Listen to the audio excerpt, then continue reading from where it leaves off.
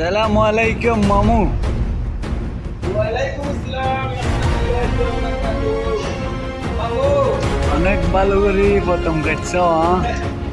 আমরা আমাদের কাজ তো এই প্রবাসী আমরা কষ্ট করে এসব করতে হয় আর কি করার, বিদেশে আসছি।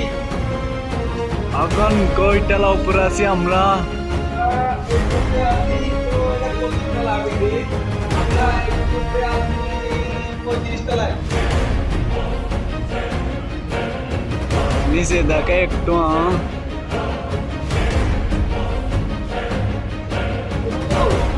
এই দেখছে, আমি যে ধানটা কাটছি, ধানটা কেমন হচ্ছে বাবু?